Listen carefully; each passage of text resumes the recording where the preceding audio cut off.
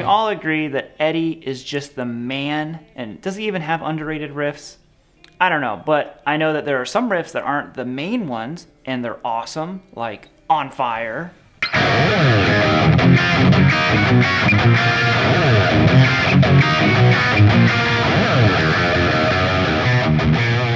Now, before we get too far into this video, I did want to let you guys know that finally, I have my new guitar course coming out this Saturday. I'll have more information as the week goes on, but if you're interested in it, it's called Fretboard Mobility. This Saturday, get wrecked. When I was thinking of an underrated Eddie riff, my mind went straight to On Fire, because it's not one of the big main riffs. You know, Eddie has tons of killer intro riffs and main hooks, but this is just kind of in the middle of the songs. But there's so many little things happening here that is just like a plethora of knowledge. So we're starting down here. We'll think about just this F minor bar chord. It's kind of how you have to view it. Now, we're not playing it like that. That's not the way you play the chord. Eddie is going like this. Okay, so it's basically open low E string. Then you're gonna do a power chord on 2nd fret of the low E string, 4th fret on the A, and Eddie might be doing that 4th fret on the D, getting that extra octave in there. That I'm not totally sure on. But what happens is you have to bar all of the 2nd fret with your index finger, because quickly you have to go. So you're basically playing this F sharp minor, again, bar chord, but you're not playing the full chord. So you have to get this kind of motion. It's like down pick, and almost a string skip, and then this up to get that snap. So right away, if you can't get that part down, you have to master that first, because it's just this constant, you know, the right hand stays the same for most of it.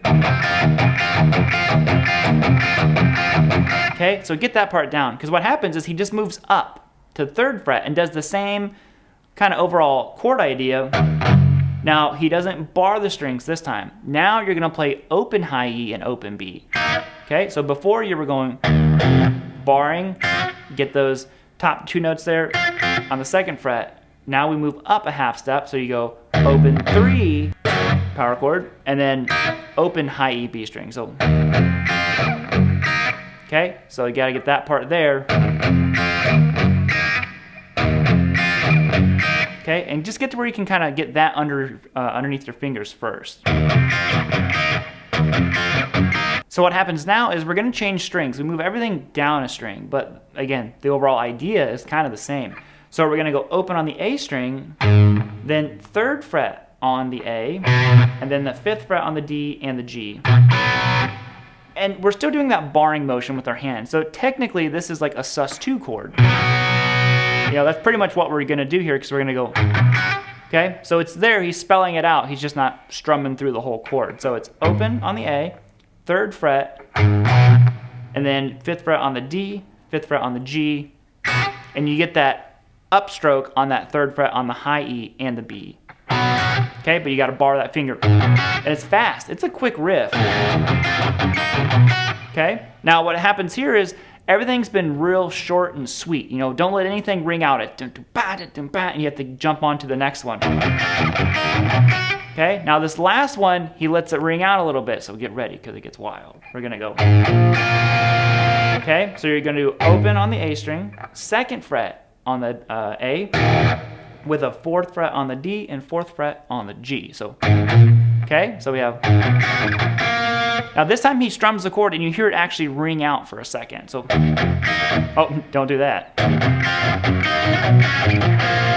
Okay, that's the only one that rings out. Everything else is that real staccato-y sound. So. Now another essential part, and Eddie's just so good at it, is the swoosh sound that happens after every single time. And I love it because I'm like a chronic abuser of doing that on the guitar. He does it every single time. I'm like, yeah, that's my man. So every single time after he does that riff, all 4 times, swoosh, it doesn't matter. Do it every single time. Now, in comes, you're like, this is already a sweet riff. And Eddie's like, well, hold on, because I'm about to make it even sweeter. And he goes.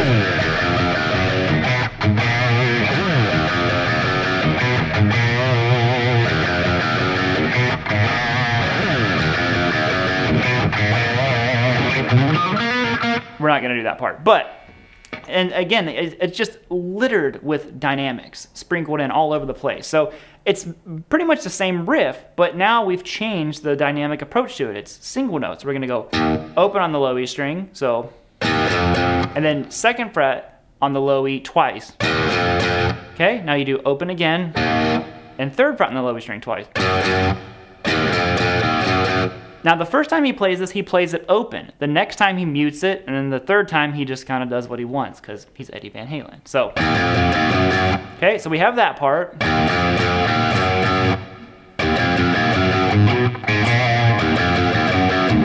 Now you end it with open 2 2, open 3 3, open on the low E string. Okay, you're gonna go to 3rd fret on the A string, then open A, 2nd fret on the A. Now, he only does it every other time now, so he's getting tricky on you. So.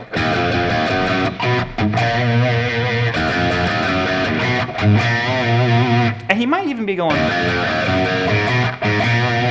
Yeah, actually, there might not be that open low E string on the end. Listen to the song to make sure on that. But what happens is every other time he mutes it. Okay? But he ends it a little bit different. So when you go to the, instead of doing the that part, he actually adds a little bend. I see some people not do this, but it's crucial to the riff. That do, and now the next time around, swoosh. Then he goes into the big solo part. That's pretty much it. You're on your way with a sweet, underrated Eddie Van Halen riff. And there you guys have it. That's going to be it. Thank you all so much for watching. I hope you enjoy these short, sweet, underrated videos. Let me know who you would like to see on the next one. If you would, subscribe, like the video, and don't forget, Saturday, guitar course, it's on into Bluesy.